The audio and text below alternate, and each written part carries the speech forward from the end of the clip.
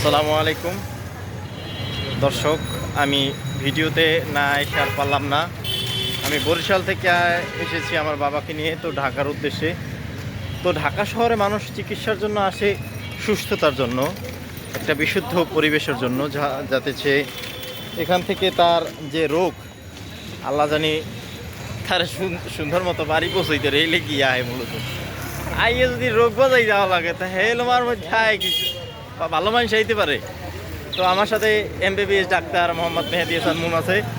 তার কাছে জিজ্ঞেস করবো যে কোন লোমার শহরে এত ভালো ভালো হাসপাতাল করে বানাইতেছে, দুল পেরি বালি দূষণ সব এক লগে।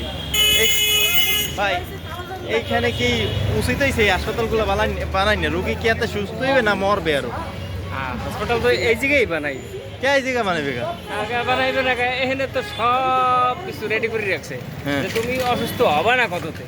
আর অসুস্থ হয়ে যদি হাসপাতালে না থাকে তো যাবি কই? হ্যাঁ। আর তো সবকিছু এমন কায়দায় বানাইছে, এই যে রাস্তাঘাট হ্যাঁ। ধুলা, এই জায়গায় কুস্তা, এই জায়গায় কুস্তার ওই দেখেন দূষণ তারপরে প্রসাব করে এহেন অনেক, এতে মানুষ অসুস্থ হইবে না, হইবে কি? হ্যাঁ ভাই। এই তো রাস্তাঘাটের কায়দায় এরকম করছে যে অসুস্থ হবাই তুমি, আর হারা যায় না, অসুস্থ হইলে হসপিটাল তো আইবি। সাদা যে দেখে না কিন্তু সাদা কি ভাই, আজকে ধুলো তো না, এটা কি? এটাকে রোগ সারিয়ে দিয়েছি নি কোনো? এটা হচ্ছে বিশুদ্ধ অক্সিজেন, তো এই কারণে সাদা সাদা দেয়। এখন আবার কালা ও কি এই সাদা এই কালা এই এই সাইডে কালে মরে যাবে, নিলে